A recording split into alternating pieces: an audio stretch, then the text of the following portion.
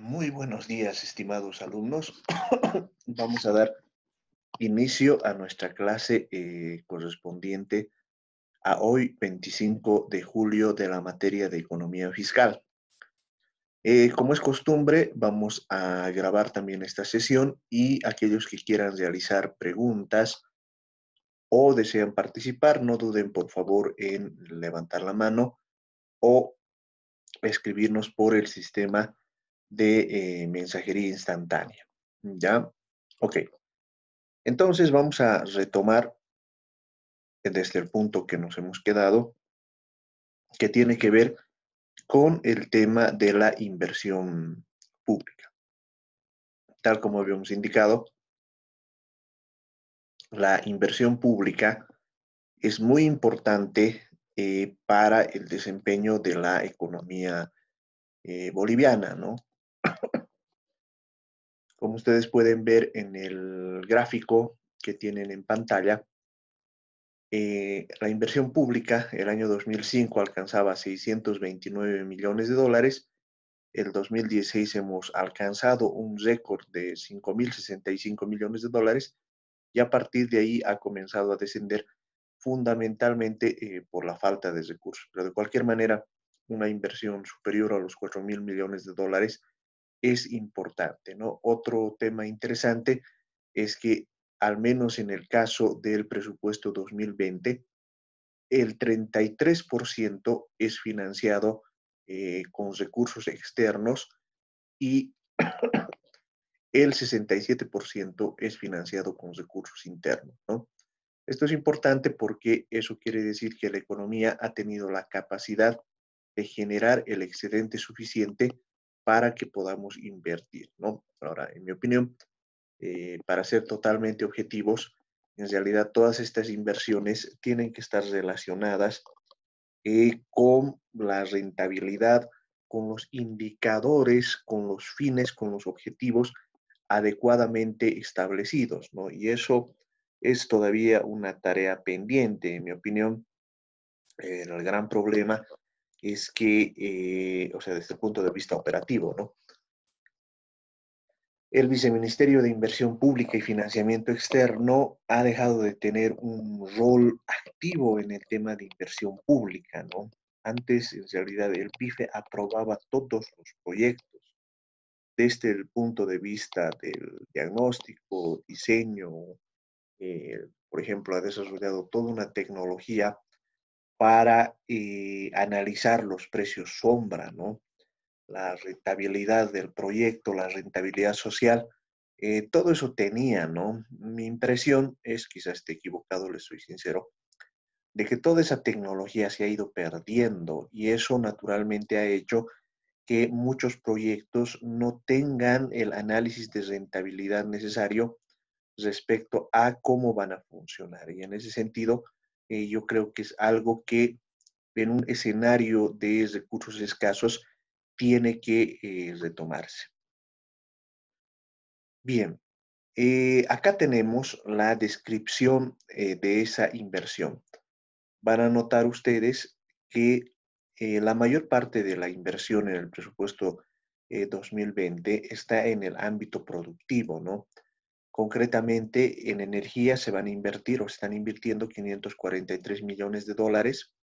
Le sigue hidrocarburos con 437 millones de dólares.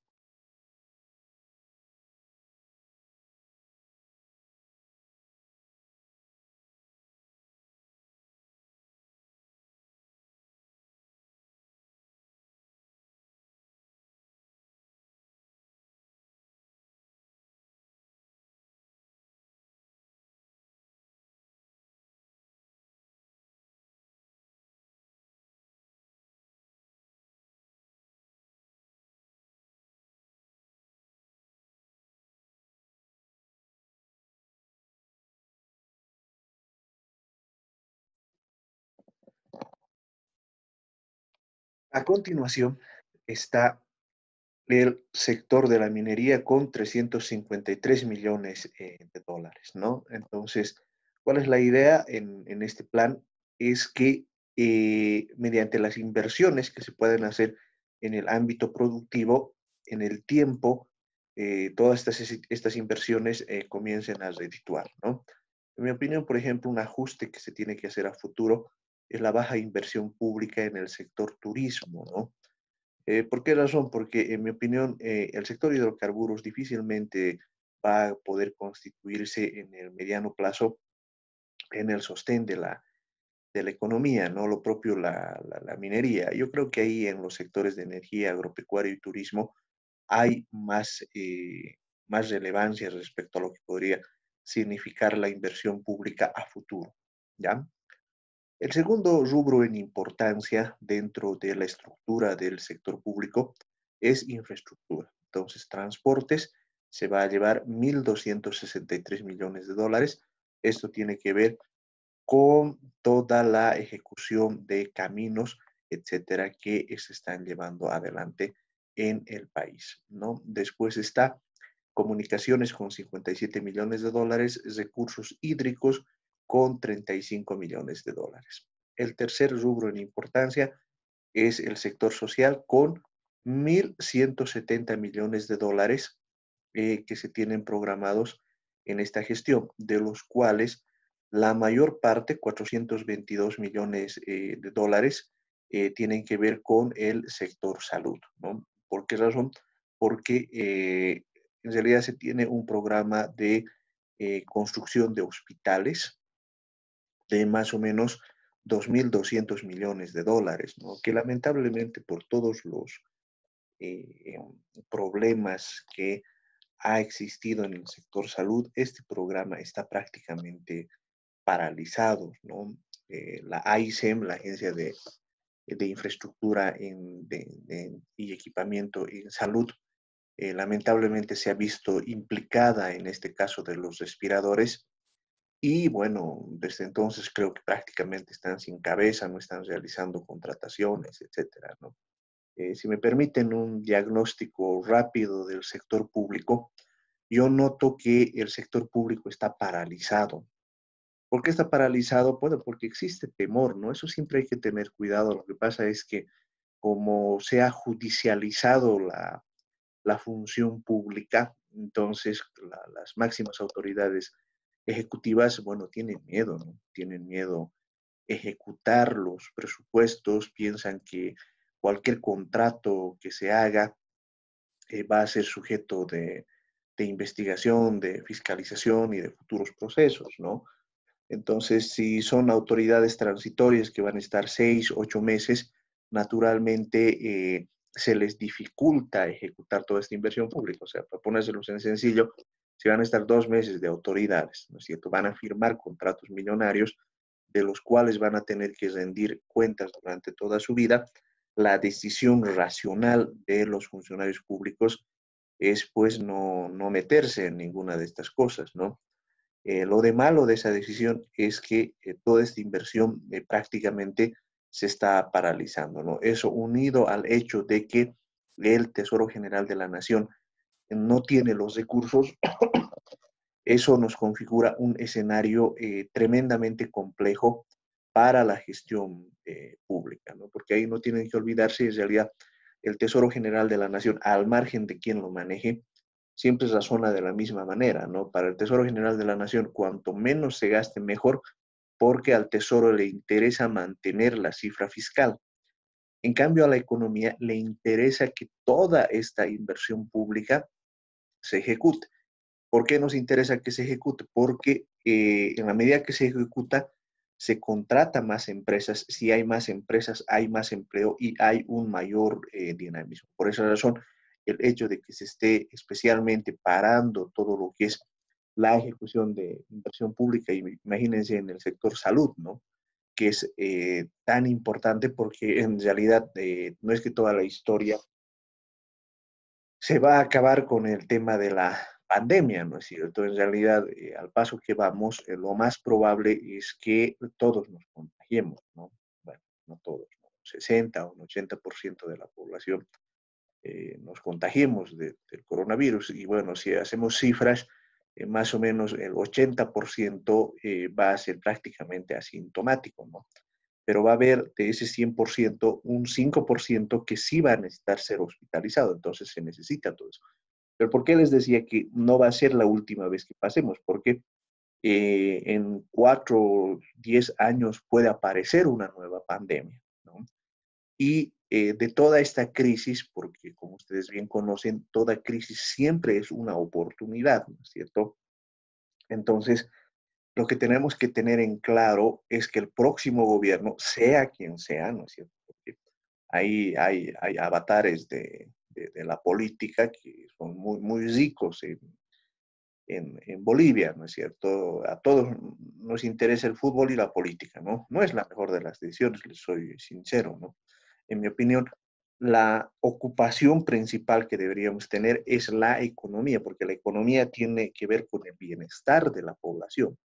De política, la verdad, no sé, es como cuando, digamos, gana el Bolívar o el Stronger, ¿no es cierto? Bueno, ganó, más allá de la satisfacción emocional que puedas tener, en general, gane o pierda, tu vida no va a cambiar mucho. Entonces, más o menos lo mismo pasa con la política, ¿no? Pero en realidad yo creo que deberíamos poner más el foco en este tipo de situaciones, ¿no? Bien, entonces le sigue urbanismo y vivienda con 299 millones de bolivianos. Hay un ambicioso plan en curso que nos tiene que permitir cerrar la brecha en términos de la construcción de viviendas para la población, ¿no?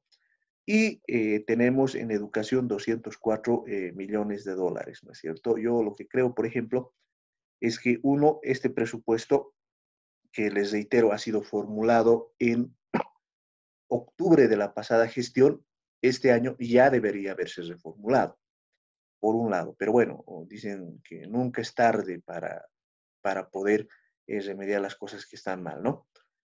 Eh, ¿Por qué? Porque hay que reorientar los recursos a, a todo lo que significa la atención de la pandemia, ¿no? Y eso ha sido un craso error de las autoridades actuales no haber reformulado el presupuesto, ¿no? Y generalmente les digo, uno puede pensar, pero no pasa nada, nadie se va a dar cuenta, no. En política pública nunca tienen que olvidar, el manejo de los recursos es central. Si no sabes manejar los recursos, quiere decir que no estás planificando, ¿no? Y eso ya le está pasando factura al gobierno, ¿no? Porque hay una cuestión que nunca hay que olvidar, ¿no? La gente, cuando uno incursiona en política, uno tiende a pensar que se puede sembrar nabos en la espalda de la gente, ¿no? No se puede. La gente no es tonta, se da cuenta qué es lo que está ocurriendo, qué se está haciendo. La gente, el público, el sujeto social, casi siempre establece con claridad quién es responsable de qué. Ahora, otra cosa es que los políticos no lo crean, miren a otro lado, piensen que no funciona de esa manera, ¿no es cierto? La gente en Bolivia es muy madura en ese sentido, precisamente porque su mayor ocupación es la política, ¿me entienden? O sea, tanto te ocupas de la política que en última instancia aprendes cómo funciona, pues entonces se desarrolla un sentido común muy fuerte. Lo cual no quiero decirles ni quiero venderles de que el pueblo es siempre sabio en todo lo que hace, ¿no?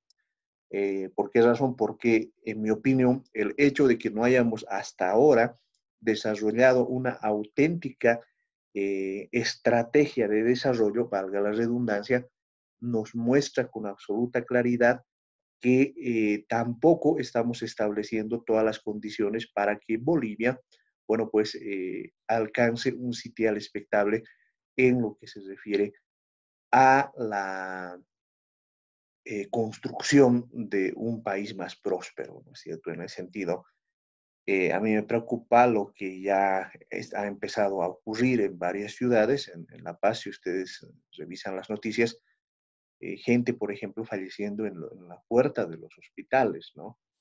Eso no es la mejor de las noticias, porque quiere decir que el Estado no está teniendo la capacidad de responder frente a la demanda social, ¿no? Pero bueno, son cosas objetivas, son cosas que están ocurriendo en el país, por lo tanto, tenemos que tomar las previsiones que el caso amerita.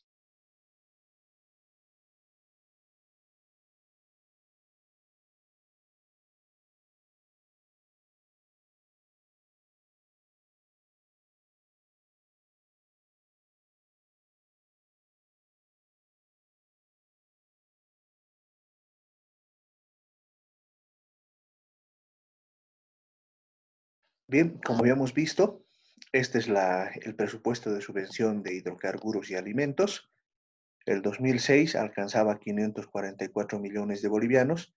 El 2019 hemos estimado 5.988 millones de bolivianos y el 2020 hemos estimado 5.847 millones de bolivianos.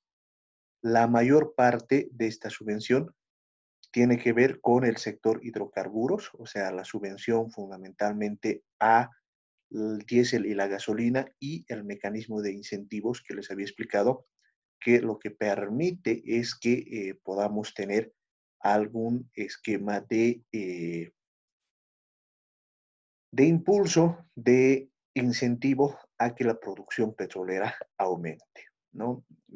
Aquí, digamos, en términos de la orientación de la política fiscal, van a notar que la orientación del presupuesto de 2020 es no, es una orientación expansiva. Eso quiere decir que, recordando, digamos, lo que hemos avanzado en el modelo Mandel-Fleming, se orienta a una expansión de la curva IS, ¿no? Tal como ustedes recuerdan también, bajo un tipo de cambio fijo, la política fiscal es muy efectiva. Y eso es precisamente lo que está ocurriendo, o bueno, está ocurriendo en el país, ¿no? Una crítica que yo le hago al exministro Parada es que él intentó cambiar el signo de la política fiscal, ¿no? Él deseaba mantener un bajo déficit fiscal, pero lamentablemente en un escenario como el que estamos viendo es muy difícil mantener este esquema de, de política fiscal, ¿no? A ver, les voy a explicar por qué, haciendo un breve paréntesis para que les pueda mostrar cuál es la razón por la que es muy difícil que podamos establecer un mecanismo mediante el cual no haya una política fiscal que no vaya en línea con el desempeño económico, ¿no? Les voy a mostrar un par de laminitas que precisamente nos ayudan a entender y que en la práctica alguna vez ustedes lo va a ayudar, ¿no? A ver, es más o menos la idea. Eh, Cuando ustedes estén manejando la política económica, la política fiscal del país, van a notar que la disposición de información no es la que quisieran, ¿no es cierto? Porque, digamos, para compararlo con la gerencia privada, en la gerencia privada la información tiene que ser diaria, ¿no es cierto? Si ustedes son CEOs de una transnacional en la noche, en la mañana, ustedes se organicen, pues tienen que tener en sus manos el reporte de ventas, de producción, de personal, etcétera. Tienen que tener ahí su cuadro de mando integral donde vean el desempeño de la empresa. ¿Por qué razón? Porque o bien van a tomar las decisiones directamente como gerentes o van a establecer una estrategia de cómo van a funcionar con el consejo, pero tienen que decidir. Y las decisiones se toman sobre la base de la información. O sea, más o menos en gerencia, lo que se combina es la información con el plan. ¿No? El plan dice cuál es el horizonte que tenemos que alcanzar en el tiempo y la información lo que nos permite es contrastar la realidad respecto al plan. Pero Muy importante también en gerencia realizar el análisis de riesgos, ¿no? Es decir, qué situaciones están cambiando en el entorno que nos van a permitir o van a impedir que se ejecute el plan. En la gestión pública es más o menos parecido. Sin embargo, el gran problema es que la disposición de información no es rápida. Esto quiere decir que no todo el tiempo vamos a tener la información necesaria para la mejor toma de decisiones.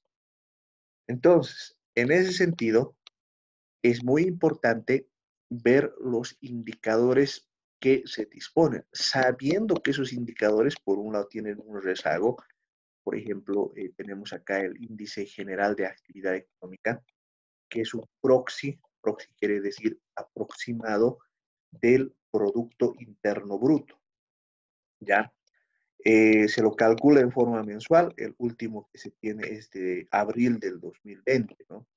Pero más o menos para que tengan una idea de cómo funciona esto.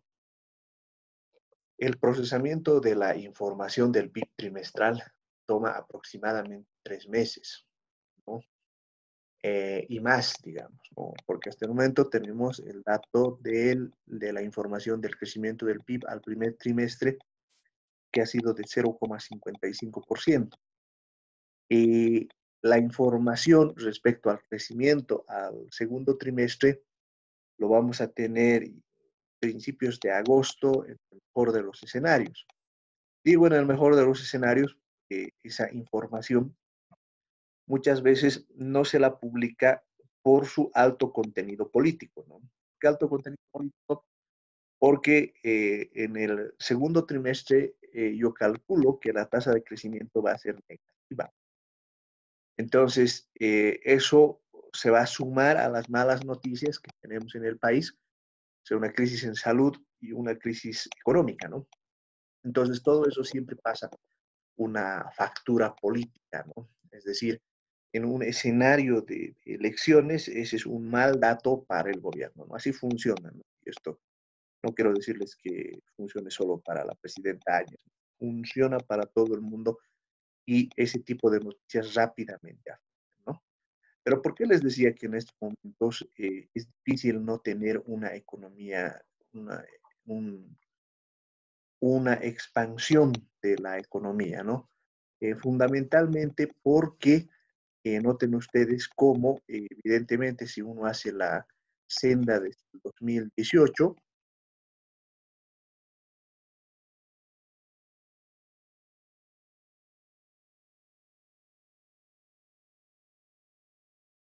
va a notar que hay una ralentización del crecimiento económico, ¿no? En enero de 2018 habíamos crecido al 5,7%, o sea, la tasa de crecimiento mensual comparada con el año pasado del IGAE. En marzo del 2009, 3,1%. En diciembre, 2,2%. En enero hay cierta recuperación. Sin embargo, en abril hay una caída del 5,6%. Entonces, este dato que va en línea a lo que más o menos habíamos eh, calculado ya en enero, si ustedes recuerdan, desde mis primeras clases yo he estado alertando con ustedes de que íbamos rumbo a una recesión económica, ¿no? Por todas las condiciones. Entonces, acá ya tenemos el dato objetivo que nos muestra una caída del 5,6%. Entonces, esta caída de la producción es la que tiene que definir hacia dónde va a ir la política fiscal. A ver, ¿por qué razón?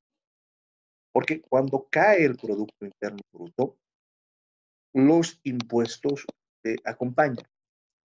Es decir, caen los impuestos. ¿Por qué? Porque hay una relación directa entre la recaudación de impuestos y el tamaño del Producto Interno Bruto. Al caer el Producto Interno Bruto, los impuestos caen. Ahora bien, si ustedes recuerdan las ecuaciones que hemos aprendido a lo largo del curso, el déficit fiscal no es otra cosa que los ingresos menos los gastos. Los ingresos básicamente son los impuestos. Entonces, si caen los impuestos y los gastos se mantienen, el déficit fiscal va a aumentar. Ahora, las autoridades económicas en ese momento tienen la opción de ajustar el gasto para igualarlo a los ingresos de tal manera que se reduzca el déficit fiscal. Ahora, ¿por qué, digamos, vamos a reducir el déficit fiscal? Como hemos aprendido, lo que ocurre es que el déficit fiscal puede generar problemas si seguimos el modo comando Fleming en relación al tipo de cambio o pueden relacionar problemas relacionados al endeudamiento y puede eso convertirse en un escenario explosivo. Entonces tienen esos dos caminos. O ajustan el déficit fiscal o mantienen o expanden el gasto fiscal. En mi opinión, debería aumentarse el gasto fiscal. ¿Cuál es la razón? La razón está en esta otra que he traído también para que podamos compartir, que tiene que ver con la tasa de desempleo urbana, ¿no? Entonces van a notar ustedes esta tasa, el INE, desde el año 2015 está calculando en forma mensual, bueno, es una estimación básicamente, ¿no? Pero igual nos sirve, ¿no? Entonces, ¿qué podemos ver ahí? Podemos ver que la tasa de desempleo ha estado entre el 4 y el 5%. Pero si uno toma el horizonte, digamos, de los últimos 23 meses, va a notar que en abril del 2020 ya la tasa de desempleo ha aumentado al 7,3%. Esto quiere decir que 7 de cada 100 bolivianos buscan y no consiguen empleo. Ahora, ahí les doy un consejo profesional. Siempre tengan cuidado con la magnitud, ¿ya? Porque en economía, así como en la medicina, lo importante es actuar a tiempo, ¿ya? Por ejemplo, en esta cuestión del coronavirus, van a notar los que ya han pasado, digamos, la enfermedad y tenían algún tipo de riesgo, la mayor parte opina que el actuar a tiempo es vital, ¿cierto? Todos, cuando comienza la enfermedad, creemos que es una gripe más y que va a pasar, ¿no? Y no se actúa en consecuencia hasta que el asunto ya se complica demasiado, ¿no? En realidad, mi consejo es que empiecen a ver las tendencias, ¿no? Y van a notar que en realidad, si uno va analizando los años, va a notar que el 2018 hemos tenido una tendencia descendente. Por alguna razón, los últimos meses, la tasa de desempleo aumenta, ¿no? Aquí van a notar, etcétera, tenemos enero, febrero, que aumenta la tasa de desempleo. Al parecer hay un problema ahí estacional relacionado a las clases, ¿ya? ¿Eso qué quiere decir? Que terminan las clases, entonces los jóvenes buscan empleo. Entonces, no es tan fácil que la economía los contrate, ¿no? Entonces, por esa razón parece ser que en enero, febrero, la tasa de desempleo aumenta, pero después comienza a descender, ¿no es cierto? ¿Por qué? Porque ya no están los jóvenes, por un lado, y al parecer también la economía se dinamiza, ¿no? En noviembre del año pasado y en diciembre han aumentado, aunque estos datos hay que siempre verlos con criterio, ¿no? ¿Por qué razón? Porque en noviembre hemos tenido casi 21 días de paralización de actividad económica, ¿no? Que eso ha tenido su repercusión en diciembre. Entonces, estos 2 meses podemos agarrar y sacarlos, ¿no? Es lo que en el análisis econométrico se conocen como los outliers, ¿no? Es decir, aquellos datos que, dado que corresponden a una situación muy especial, van a distorsionar el análisis, ¿no? Pero a partir de enero ya empezamos a ver, por un lado, este 6,6% lo podemos analizar también en relación a enero del año pasado, ¿no? Y podemos decir que esta explicación que estamos dando en relación a los jóvenes puede ser suficiente, ¿no? Pero lo que preocupa es este cambio de tendencia. En marzo tenemos 5,7%, ¿no? Que evidentemente es menor al 5,9% que teníamos el año pasado y es parecido a 5,5% de marzo, ¿no? El problema empieza en abril. En abril tenemos 7,3%. El año pasado ya estaba en 5% y en abril del 4,8%. Y si notan, si uno hace una regresión con una media móvil, que acá tienen en la línea punteada, van a notar que desde octubre hay una tendencia al incremento al desempleo. Entonces, esto es lo que preocupa. Ahora, ¿por qué esta tasa hay que verlo en los mínimos, ¿no? Ahí, por eso les decía, tengan cuidado con las magnitudes, porque a veces uno dice, 7% no parece alto, pero no parece alto en función a qué lo estás definiendo. Un cambio de 0,1 puede ser grande, es como la tasa de interés norteamericana, ¿no? Un aumento de 15 puntos básicos quiere decir que está pasando de 0,30 a 0,45.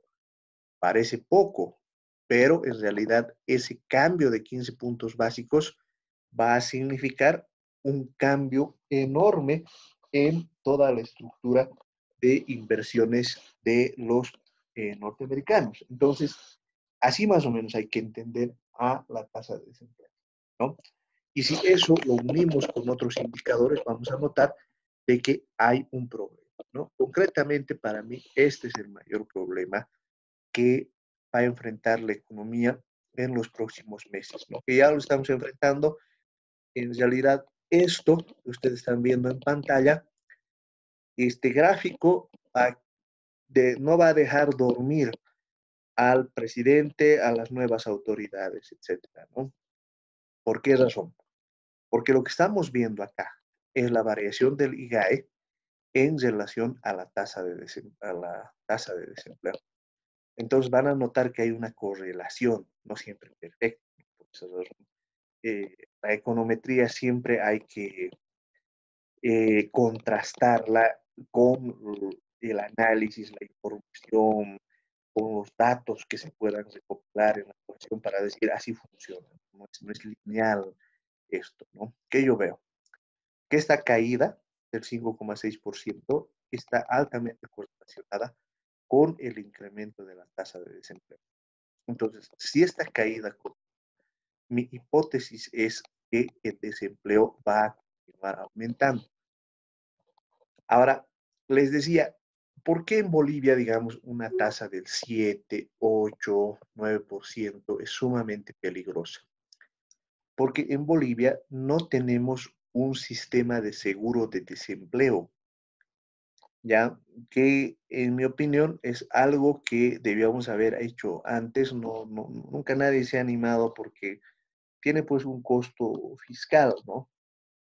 Pero, por ejemplo, en ocasiones como las que estamos viendo ahora, podría tener un efecto en términos de lograr que esta, exista un amortiguador, un estabilizador automático, ¿no?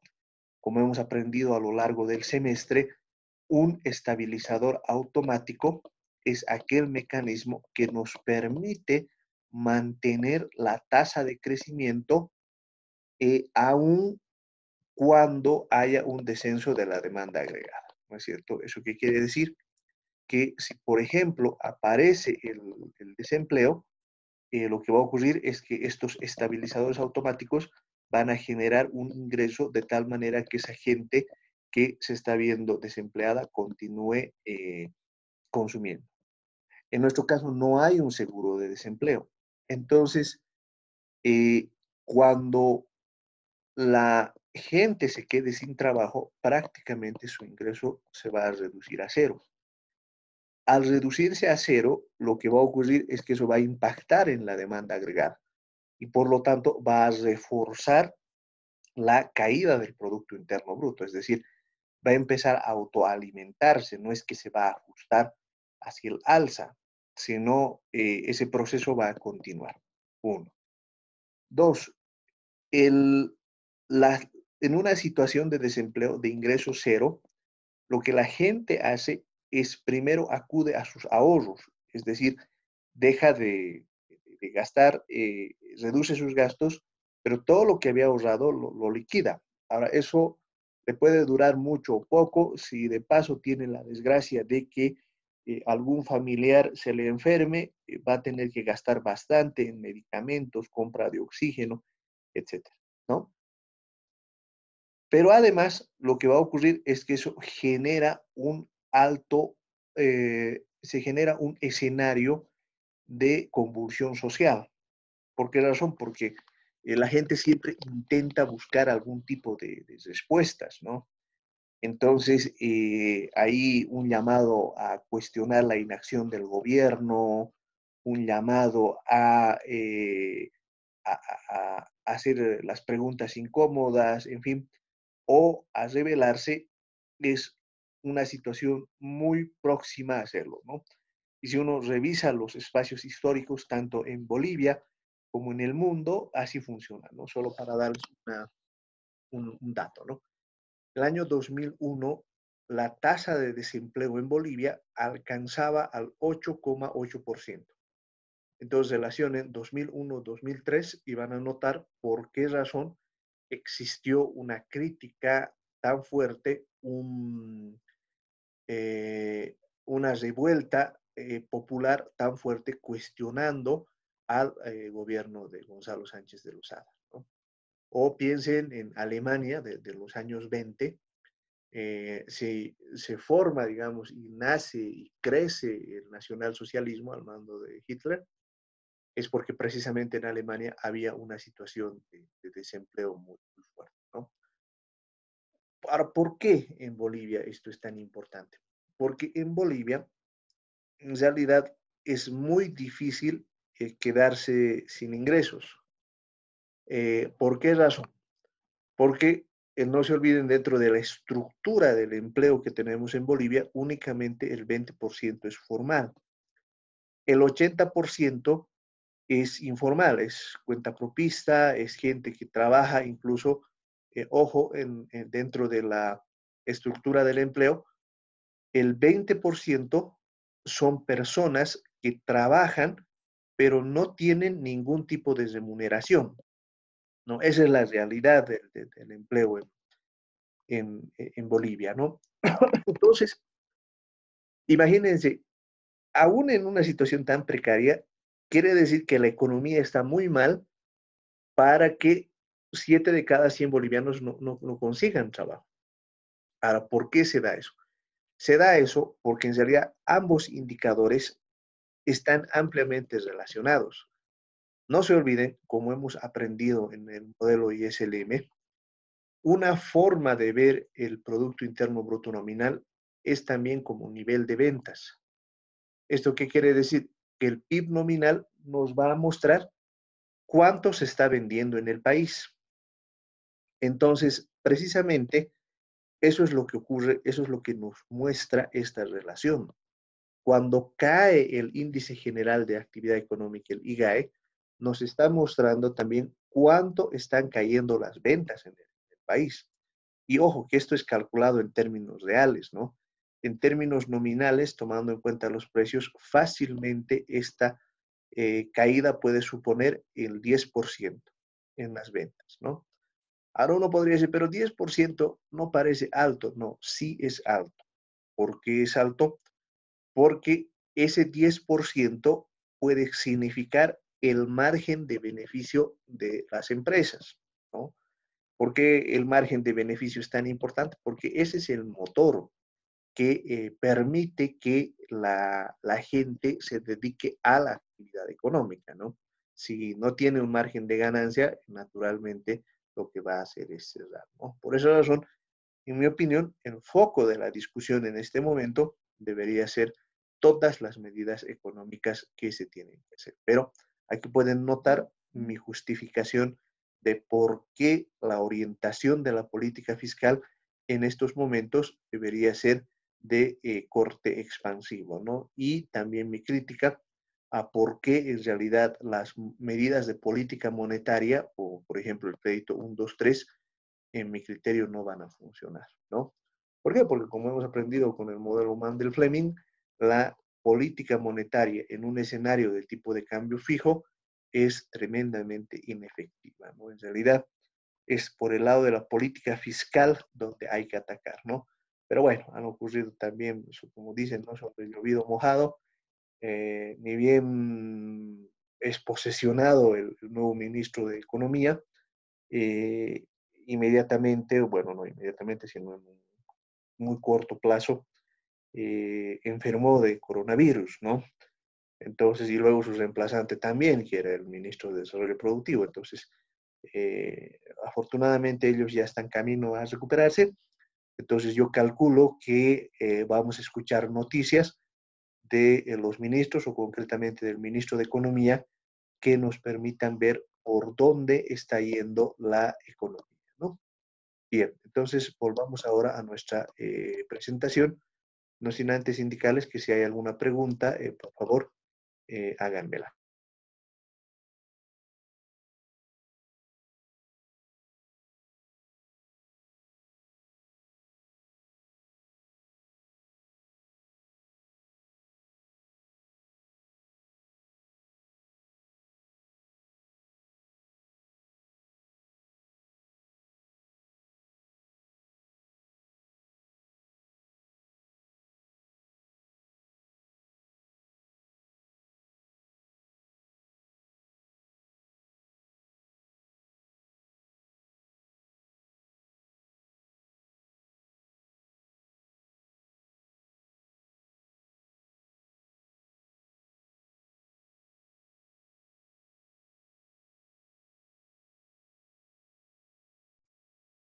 En la política fiscal en Bolivia es el tema de las transferencias a entidades territoriales autónomas, a los gobiernos autónomos regionales, a los gobiernos autónomos indígena, originario, campesinos y universidades públicas, ¿no? No deben olvidar que por constitución, a ver, por acá, esperen un momentito, tenemos a Juan Carlos Mercado. Adelante, Juan Carlos. Juan Carlos,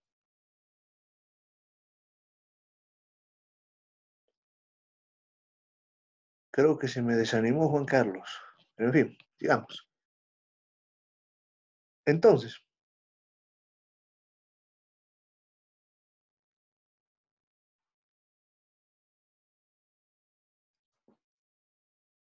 ¿por qué decimos que es un Estado con autonomías?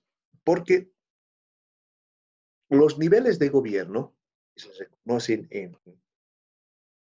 en la constitución política del Estado. A ver, otra vez. Juan Carlos, Oh, licenciado, ¿cómo está? ¿Cómo está? hola. Adelante. Buenos días, perdón, se cortó. Sí, sí, sí. Licenciado, disculpe, usted nos decía que en estos momentos de crisis es donde más el Estado debería gastar, ¿no? Entonces, mi pregunta es como ahorita no se están generando ingresos para el Tesoro General de la Nación. La solución no sería por ahora los créditos, obviamente que no sean créditos condicionados y con bajas tasas de interés. Al menos yo vería que sería la única solución ahora que nos están generando ingresos. No sé qué opina, licenciado. Gracias, Juan Carlos. Sí, evidentemente, en realidad lo que ahora se tiene que hacer es acudir a los créditos, ¿no? Uno, por lo que acabas de señalar, en realidad no están generando los ingresos, hay que acudir a los créditos y también está el hecho de que los organismos internacionales están dispuestos a prestar, ¿no?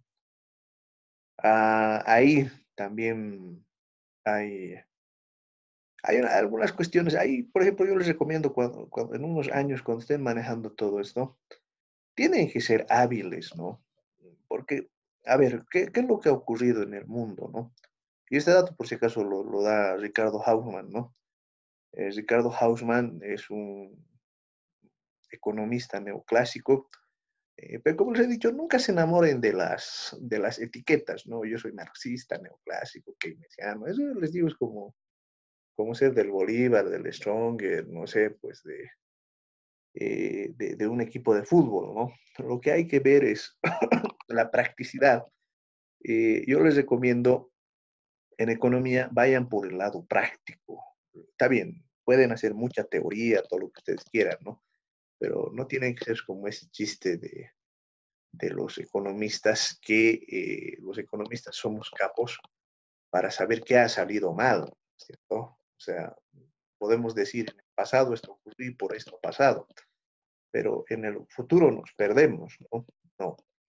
A ver, Ricardo Hausmann nos da un dato, ¿no? Dice que el Fondo Monetario Internacional ya ha agotado el total de sus recursos que podía prestar a los países del mundo, ¿ya? Y que para ampliar el límite necesita la venia del Congreso norteamericano. Terrible, ¿no? ¿Por qué les digo que hay que ser hábiles, no? Porque en realidad en estas cuestiones hay que moverse rápido, cada día cuenta, ¿no? Y yo, le soy sincero, en crítica sana, noto cierta inacción de parte del gobierno, no, no solo del ejecutivo, ¿no? También del legislativo, que ahorita vamos a comentar. ¿Por qué razón? Porque en realidad, en este momento, si te prestabas del Fondo Monetario Internacional, nadie te iba a cuestionar, ¿no? Más allá, digamos, de los fundamentalistas que te iban a decir que por qué el fondo, que eso es imperialismo, etcétera, que siempre existen, pero no forman parte de la opinión pública, ¿no? Te prestas porque necesitas. Solo hemos sacado 329 millones de dólares del primer tramo, cuando podíamos ya haber sacado 3.000 millones de dólares del Fondo Monetario Internacional para activar toda la economía, con un plan, naturalmente, no gastar. Entonces, lamentablemente no se lo hizo eso, y bueno, yo estoy calculando que más o menos el horizonte de endeudamiento del año 2020 efectivo no va a pasar de los 1.200 millones de dólares, ¿no? Entonces, incluso ni siquiera vamos a llegar a la previsión que teníamos en el presupuesto general del Estado ya autorizados, ¿no? Lógicamente, ahí hay un rol que no es el más adecuado de la Asamblea Legislativa, les soy sincero, ¿no?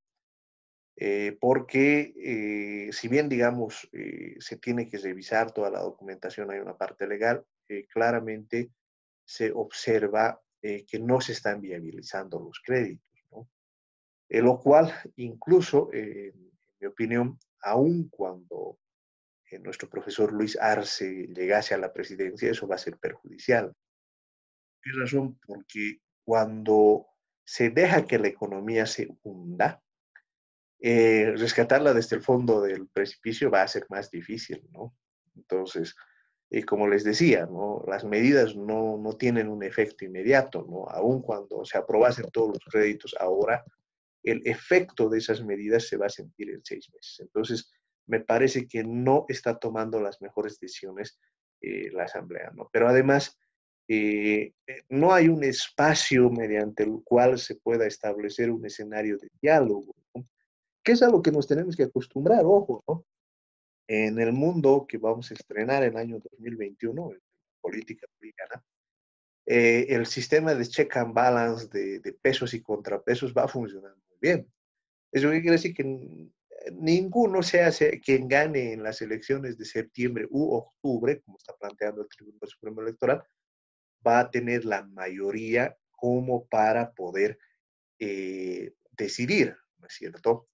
Entonces va a tener que negociar, pero así funciona la democracia, ¿no? O sea, eh, no es que uno tenga solo la decisión, tiene que negociar. Y en mi opinión, ya en la anterior semana, el ministro Yerko Núñez, que afortunadamente ha salido del coronavirus, ya ha llamado a una reunión al presidente de la Cámara de Diputados para analizar los créditos. Entonces, esas son las señales que hay que dar, ¿no? Para que podamos viabilizar todo esto, ¿no? Por el otro lado está el tema del Banco Central. Se han sacado 1.000 millones de dólares iniciales, creo que se necesitan otros 1.000 millones de dólares, ¿no? Pero ese es el mecanismo, ¿no? Entonces ahí, mi estimado Juan Carlos, yo coincido contigo. O sea, hay que viabilizar todos estos créditos Porque uno, nos van a potenciar el tema de reservas internacionales y por el otro lado nos van a permitir precisamente ejecutar todos estos programas, ¿no? Yo ahí lo que complementaría, y es lo que no me gusta, digamos, del programa de reactivación del gobierno, es que tiene mucha confianza en la política monetaria, ¿no? Y en mi opinión, los rangos de la política monetaria están agotados. Uno, por la presencia del tipo de cambio fijo, y dos, porque yo noto signos de la trampa de la liquidez, ¿no? La trampa de la liquidez se da cuando la política monetaria pierde toda efectividad porque las tasas son tan bajas que la gente solo espera que suban, ¿no? Y en estos momentos, digamos, cuando uno ve el rango de tasas que uno pueda tener, están alrededor del 6%, ¿no? Van a bajar al 3%, pero se han notado, tampoco es algo que entusiasme a la gente, ¿no? El registro de Pro Bolivia que se necesita para el tema del crédito 123 tiene únicamente 2.000 registrados frente a un universo de 330.000 empresas registradas en Fundempresa y más o menos unas 600.000 en total, o sea, entre las formales y las informales, que 2.000 se hayan registrado en Pro Bolivia, nos está mostrando la dimensión del alcance de estas medidas, ¿no? En cambio, un programa fiscal muy bien estructurado, con un escenario de planificación de 2 a 3 años, yo creo que podría funcionar. Y eso incluso se podría convertir en una política de Estado que nos permita establecer con claridad el horizonte de desarrollo que va a tener el país, ¿no es cierto? Pero yo creo que por ahí tiene que ir el tema. Muy bien. Gracias, Juan Carlos. Entonces, volvamos a ver qué ha pasado con las transferencias. Como les decía, en Bolivia, eh, todos estos niveles tienen cualidad gubernativa. ¿Qué quiere decir que la cualidad gubernativa? Quiere decir que todos estos niveles, primero, pueden elegir a sus autoridades, ¿ya? Los municipios, los gobiernos autónomos indígenas, originarios campesinos, las universidades públicas. Y ningún nivel puede meterse en otro. En otras palabras, digamos, la presidenta no puede destituir a un alcalde. Eso es facultad del Consejo en el ámbito de sus competencias. De hecho, en realidad, si uno lee a letra muerta la Constitución, son niveles equivalentes, ¿no? Por eso se dice que en realidad, en el fondo, Bolivia es un país cuasi federal, ¿ya? Esa cualidad es algo que se tiene que discutir. Como notarán, hay varios temas que hay que ir resolviendo en el camino, ¿no? Lo que a mí un poco me tensiona es que estando ahí los temas no entren en la discusión, ¿no? Todos estamos discutiendo que si la personería jurídica se tiene que quitar o no, que la fecha, etcétera, que en mi opinión son cuestiones muy fáciles de resolver, ¿no es cierto? Se hace un gran acuerdo respecto a la fecha, donde el principio básico que sea que se tiene que hacer la elección en 2020, punto. Y el Tribunal Supremo Electoral definirá la fecha, tanto órgano de poder, ¿no? No es necesario hacer tanto escándalo, ¿no? Quitarle la personería al MAS es imposible, ¿no es cierto? ¿Por qué?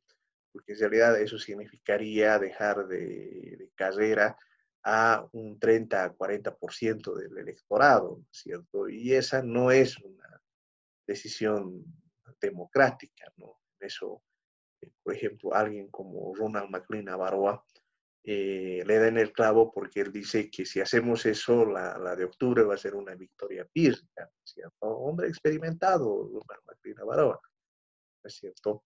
Entonces, ese tipo de situaciones no son, las situaciones importantes son las que les voy a indicar. ¿Por qué?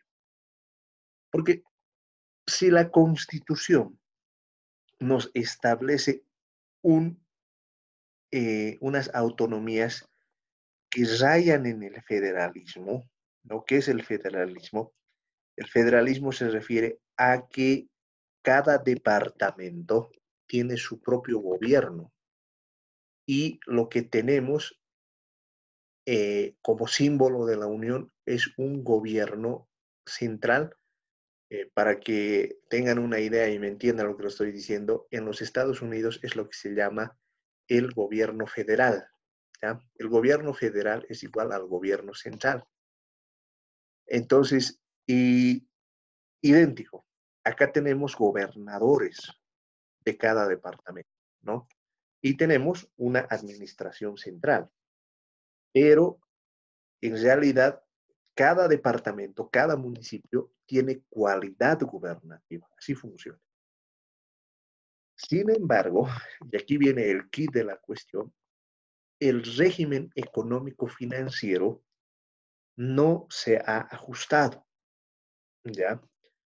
En realidad, el régimen económico financiero que estamos manteniendo es preconstitucional, es decir, tiene como dos antecedentes centrales, la ley 843 y la ley de participación popular, que definen lo que ya les había explicado al inicio de este bolo, cómo se distribuyen los recursos, ¿no? Entonces, lo de malo es que esa distribución responde para ponerle un nombre, al Estado republicano, o sea, antes del 2009. Con la Constitución y teniendo un Estado con autonomías, necesitamos un nuevo régimen económico financiero. La torta tiene que distribuirse de una manera distinta. Y eso se llama pacto fiscal. O sea, el pacto fiscal nos va a permitir entender cómo se van a distribuir los recursos en el nuevo escenario. Ahora, bueno, ahí, digamos, es donde yo he tenido participación. La verdad, no nos hemos animado a cambiar el régimen económico financiero.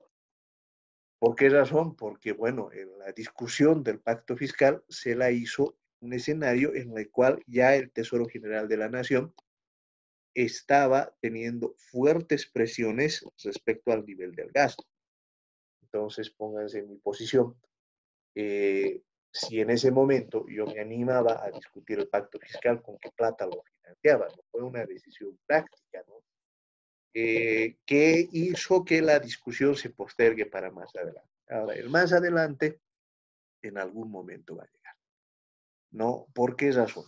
Porque si notan ustedes, en el año 2005 teníamos transferencias a estos niveles de 6.669 millones de bolivianos. Para el año 2014 habíamos llegado a 29.225 millones de bolivianos. Aquí hay un fuerte impacto del impuesto directo a los hidrocarburos, de toda la dinamización de la economía que hemos tenido, ¿no? Sin embargo, esos recursos han empezado a descender y el año 2020 tenemos 19.316 millones de bolivianos, ¿no? Dada la caída que ha existido precisamente en los últimos meses respecto a los recursos de coparticipación tributaria del IDH, por si acaso, entre enero y junio se ha mantenido el nivel de recaudación. E incluso estamos por encima, un 5% por encima, ¿no? Pero más o menos los municipios que por coparticipación tributaria tenían que recibir 4.200 millones de bolivianos, han recibido 2.800, ¿no? Entonces, hay un déficit de más de 1.000 millones de bolivianos en los municipios, ¿no? Y lo propio en las universidades, ¿no? Eh, Sin ánimo también de decir de que en realidad esta cuarentena dinámica que hemos ingresado y también ha tenido su impacto en la producción, porque la producción ha empezado a moverse, ¿no? Mi duda radica en estos momentos en cuanto efectivamente se va a poder mantener ¿Ya? ¿Por qué razón? Porque, ¿qué es lo que está ocurriendo? Y ahí, consejo profesional, siempre tienen que mirar, ¿no? No tienen que ser economistas que pongan su cabeza bajo el suelo y no quieran mirar. No, no, todo es dato, todo es información. A ver, ¿qué es la información que preocupa? Los casos de coronavirus superan ya los 60.000, ¿no? Evidentemente ha habido cierta ralentización en Santa Cruz, pero a mí me parece que se debe a que no hay las pruebas, ¿no? Pero de cualquier manera, el asunto va a continuar creciendo. El problema está en que, al parecer, la única salida que vamos a tener es hacer otra cuarentena rígida, ¿no? Pero esta vez de verdad, ¿no? Porque la anterior que hemos hecho, yo me acuerdo que veía a varias autoridades utilizando el barbijo debajo de la nariz, ¿no? Que eso es bien boliviano, ¿no?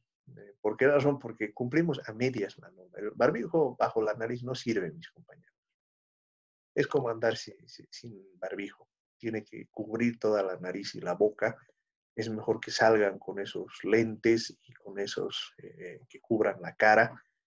En realidad es eso, ¿no? Entonces, es probable que necesitemos, y de hecho, en mi opinión, y ya deberíamos implantar una nueva cuarentena rígida, unos buenos 2 meses, ¿no? Donde fundimos las reservas internacionales si es necesario, llegar a un acuerdo para viabilizar los créditos con la Asamblea, el bono de 1.000 bolivianos, que me parece una buena cifra, ampliar el universo de alcance, no solo los 3.5 millones, sino, en mi opinión, llegar a 6 millones de habitantes con los cuales vamos a cubrir a todo el universo, es decir, asumimos que los asalariados van a cubrir a todas sus familias.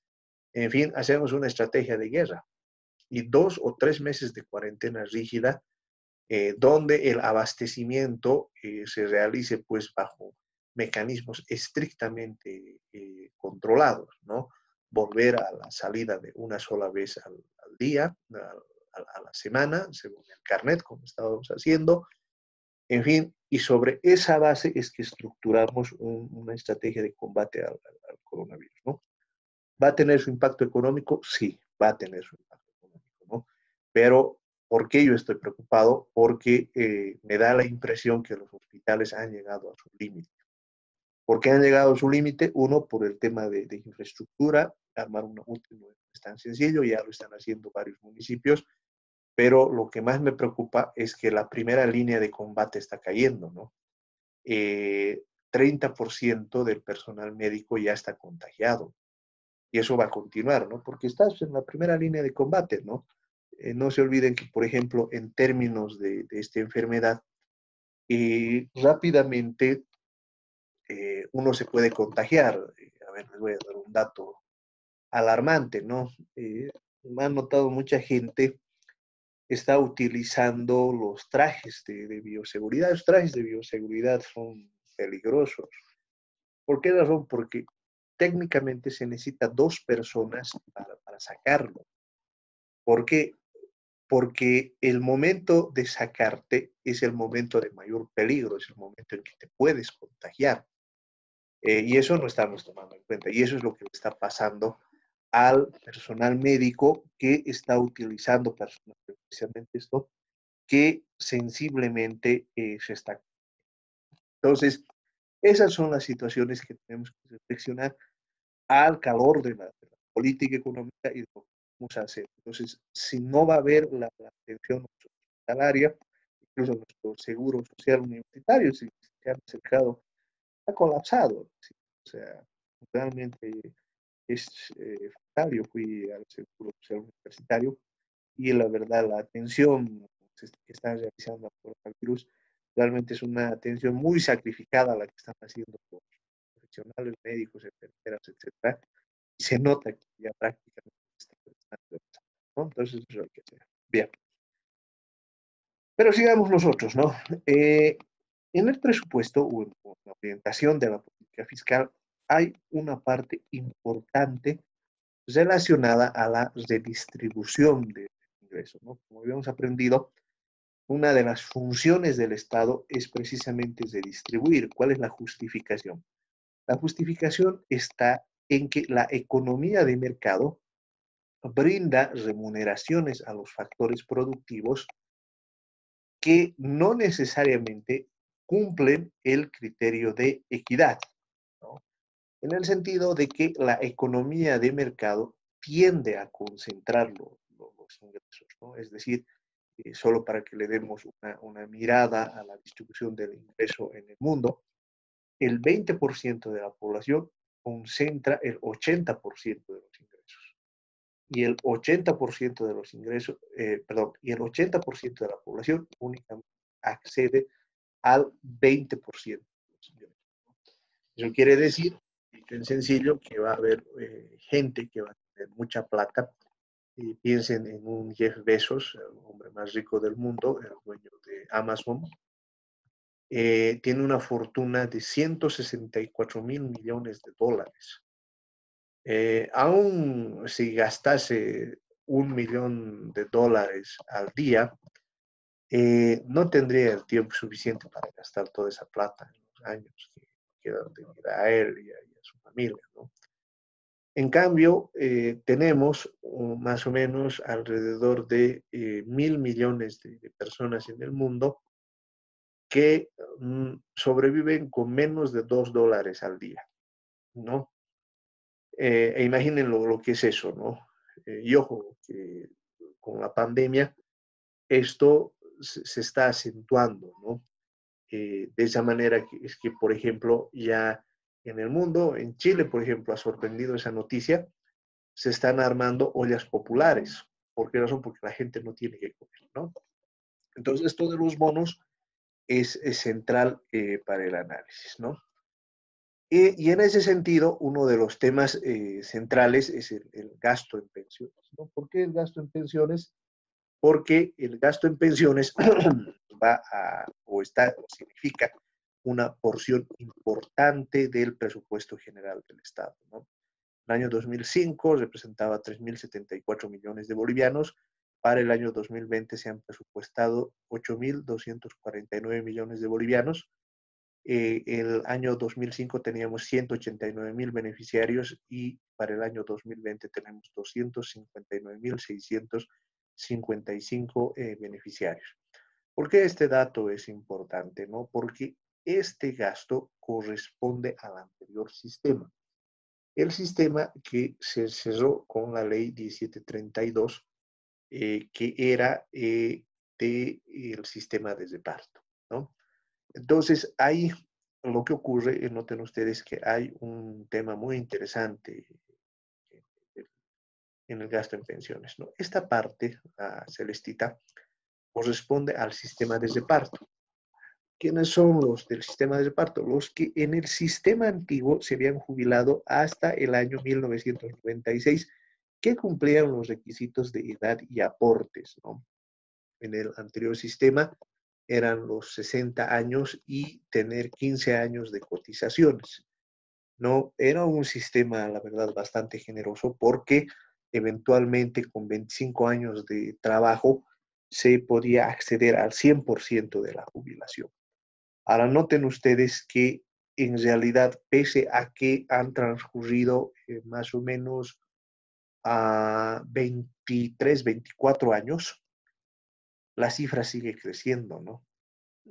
Esta cifra yo calculo que va a seguir creciendo hasta el año 2030. ¿Por qué razón? Fundamentalmente por el tema de los derechohabientes y los incrementos que se hacen año a año al tema de las pensiones, ¿no? Las pensiones suben de acuerdo a la unidad de fomento a la vivienda y un pequeño plus que siempre negocian los jubilados. Entonces, este tema sí. Pero eso no debería preocuparnos tanto en relación a lo que está pasando con la compensación de cotizaciones, que es esta línea azul mucho más marcada. ¿Qué es la compensación de cotizaciones? Lo que ocurre es que, por decirles, hay una persona que ha empezado a trabajar en el año 1990 y para el año 96 ya tenía 6 años de aporte. Lógicamente, pongamos que esa persona ha empezado a trabajar a sus 25 años, en 1990. Para el 96 tenía 31 años. Como tenía 31 años, no se podía jubilar, ¿no? No tenía los aportes, podía seguir trabajando. Pero esos 6 años, el Estado realiza un reconocimiento por esos aportes. Eso se llama la compensación de cotizaciones, ¿no? Que se activa cuando ya alcanzas la de jubilación. En mi ejemplo, esta persona tenía 31 años en el 96, el año 2020 y ya tiene eh, 55 años aproximadamente. Es decir, en 5 años y ya se va a jubilar. Cuando se jubile, va a poder ejercer el derecho a la compensación de cotizaciones por esos 6 aportes que ha realizado. Ahora, esto es un mundo, ¿no? Les digo, este es uno de los grandes problemas del fisco. ¿Por qué? Porque en el nuevo sistema en el que administran las administradoras de fondos de pensiones, las AFPs, todos los trabajadores tenemos una cuenta individual. Esa cuenta individual es como la cuenta del banco. En esa cuenta del banco se va registrando mes a mes nuestros aportes. Eso no existía en el sistema. Bueno, os digo, existía, pero estaba muy, muy mal elaborado. Había varios paquetes informáticos. Había la obligación de entregar las planillas, pero esas planillas nunca fueron sistematizadas. Pero además, eh, los sucesivos gobiernos, y especialmente el gobierno de Carlos Mesa, hizo algo que fue bueno en su momento, pero tuvo su impacto fiscal, ¿no? Ahorita les voy a contar, ¿no? A ver, pero antes aquí hay una pregunta interesante, ¿no? De Ángela Sánchez. Dice, la mayor parte de las inversiones de las AFPs están en la banca. En el supuesto de que la banca quiebre, ¿qué pasaría? ¿Qué es lo que ocurriría, no? Bueno, a ver, ahí hay que ser objetivos, ¿no? Es muy difícil que la banca quiebre. ¿Por qué razón? Porque en Bolivia tenemos un sistema de regulación bancaria bastante fuerte. Ya, ¿por qué la tenemos fuerte? Porque en la década de los 90 varios bancos quebraron, ¿no? Y quebraron básicamente por la existencia de créditos vinculados. Los créditos vinculados es, digamos, yo soy gerente y ustedes son mis alumnos, ¿no es cierto? Entonces hago como que yo les presto y ustedes me dan esa plata. Entonces al final desaparece todo ese dinero. Entonces ese fue el nacimiento del sistema de regulación financiera que la ley ha hecho que sea aún más estricto y más duro, ¿no? La ley 093. Entonces, eso por un lado, ¿no? Por ejemplo, tenemos ahora el seguro del ahorrista, tenemos todos los mecanismos relacionados a las reservas obligatorias que tienen que tener en el Banco Central, etcétera, ¿no? Pero en el supuesto, digamos, de que aún con todas esas previsiones que estamos realizando, la banca quebrase y desapareciese todo ese dinero, bueno, el dinero de las AFP se evaporaría, porque más o menos un 60% del total de los ahorros que se tienen en el país, de las AFPs, están en depósitos a plazo fijo. Y al estar en depósitos a plazo fijo, lo que ocurre es que, bueno, están en la banca, ¿no? En estos momentos las AFPs están íntimamente relacionadas con la banca, ¿no? Eso, a ver, y ahí les hago un comentario, es uno de los grandes temas en discusión en este momento, ¿no? ¿Por qué razón? Porque recientemente Chile ha promulgado una ley muy polémica, que es la devolución 10% de los ahorros que se tienen en la administradora de fondos de pensiones, en las AFPs. ¿Cuál ha sido el razonamiento que ha estado expuesto en la discusión? Es que en realidad el sistema de jubilación es una estafa, ¿no? ¿Por qué es una estafa? Porque en realidad las pensiones que se te paga no guardan en relación con la cantidad de recursos que manejan las administradoras de fondos de pensión. En otras palabras, los dueños de las AFP se enriquecen mientras los jubilados caen, ¿no? Y yo uniría a lo que tú me preguntas, Ángela, un riesgo mayor que es el riesgo de la devaluación, ¿no? Como hemos notado en nuestro modelo Mandel-Fleming, lo que hemos aprendido, en Bolivia hay un riesgo de devaluación, es un riesgo latente. Entonces, ese riesgo de devaluación hace que eh, nuestros ahorros estén en riesgo, ¿no? Por darles una idea, ¿no? Una persona que a lo largo de toda su vida ha logrado ahorrar 400.000 bolivianos en la AFP, con una devaluación del 50%, que no es inalcanzable, ¿no? O sea, lo que les mostraba en Argentina, ¿no? El dólar Messi, por ejemplo, era 10 y todo el tiempo estábamos hablando del dólar Messi. Ahora que el tipo de cambio está a 80 pesos por dólar, ya parece algo de añoranza el dólar Messi. Entonces, puede ocurrir eso, ¿no? Y por esa razón es que en estos momentos, en Bolivia, el movimiento pro devolución de esos ahorros está creciendo. ¿Por qué razón? Porque un simple criterio de matemáticas financieras te dice que es mejor que esos ahorros los tengas ahora a que los tengas después. Ahora, claro, eso, por si acaso, no es el mejor criterio desde el punto de vista previsional. ¿Por qué? Porque el sistema de pensiones se construye precisamente para dar ingresos a las personas cuando ya no puedan trabajar. Esto es el momento de la jubilación, ¿no? Entonces, estamos precisamente en ese debate.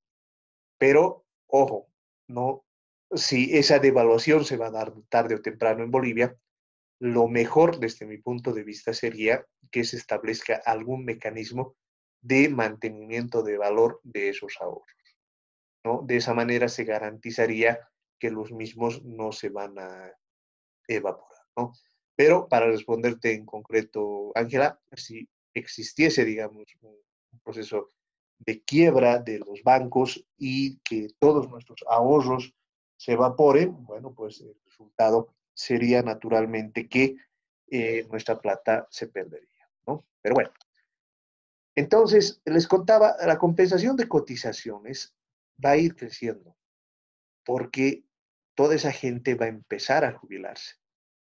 Se calcula que el punto de inflexión mediante el modelo iSync que desarrolló el BIT, el punto de quiebre debería ser el 2030. Yo calculo que en realidad el punto de quiebre se ha recorrido al año 2050. Entonces, esto va a significar una presión fiscal muy fuerte en los siguientes años, ¿no? Bien. Bueno, y en cuanto a los bonos sociales, los que tenemos en el presupuesto, la renta dignidad, 5.062 millones de bolivianos, el bono Juancito Pinto, 451 millones de bolivianos, el bono Juana Zurduy, 187 millones de bolivianos, el subsidio universal, 128 millones de bolivianos, y bueno, aquí hay que complementar todos los bonos que se han dado en los últimos meses, que según los cálculos del Ministerio de Economía, habrían llegado ya a 10.68 millones de beneficiarios con una erogación que está superando los 1.000 millones de dólares, ¿no? En realidad, me parece a mí que eso se tenía que hacer, no había otra alternativa precisamente para contener el avance de la pandemia. No hay para ser objetivos y también dar su lugar a las cosas. Yo creo que de no haber sido por los bonos, de no haber sido por la cuarentena, en estos momentos nuestra situación sería mucho peor, ¿no? En el caso del bono Juancito Pinto, por ejemplo, tiene un costo estimado para este año de 451 millones de bolivianos y va a beneficiar a 2.25 millones de niños, ¿no? El bono Juana Azurduy tiene un costo de 187 millones de bolivianos y va a beneficiar a 247.371 madres y niños, ¿no? Y la renta dignidad tiene un costo para este año de 5.062 millones de bolivianos y beneficia a 1.137.000 ancianos, ¿no? Ahí, como bien les había indicado, dentro de los temas de política fiscal está el análisis precisamente de la sostenibilidad de la renta dignidad, ¿no? Frente a un escenario en el cual vamos a tener problemas de financiamiento de la misma, ¿no? Y el subsidio universal prenatal por la vida, que este es un subsidio que se entrega mediante 4 paquetes anuales, es más chiquito que el que se da ahora, por ejemplo, a las familias en estado de gestación, ¿no? Pero tiene un costo de 128 millones de bolivianos y ha beneficiado a 107.000 personas, ¿no? Y también tenemos el bono mensual para las personas con discapacidad grave y muy grave, que tiene un costo para el año 2020 de 150 millones de bolivianos. La mayor parte lo pagan los gobiernos autónomos municipales y la menor parte el Tesoro General de la Nación. Bien, dado que ya hemos avanzado, se nos había pasado todo el tiempo, no olviden, por favor, que nuestro examen final lo vamos a dar el día jueves bajo la misma plataforma Forms de Google, por internet, por el chat. Les voy a hacer llegar su resumen acumulado, aunque ya les he hecho llegar sus notas, ¿no? Mediante el correo electrónico a todos. Si hay alguno que no ha recibido, me indica, por favor, por el sistema de mensajería instantánea por el chat. Van a ser 10 preguntas. Empezaríamos eh, a las 7 de la noche. Vamos a tener un par de horas para resolver el examen. Y yo calculo que el mismo viernes ya tendrían sus notas finales, porque entiendo que ya estamos contra el tiempo, ¿no? Eso sería, mis compañeros. No sé si hay alguna pregunta, duda, etcétera, alguna complementación que se requiera. Esta presentación también ya les he pasado para los que quieran trabajarla. Y también la grabación, ni bien la pueda cargar en YouTube, para los que no han podido asistir, la van a poder tener.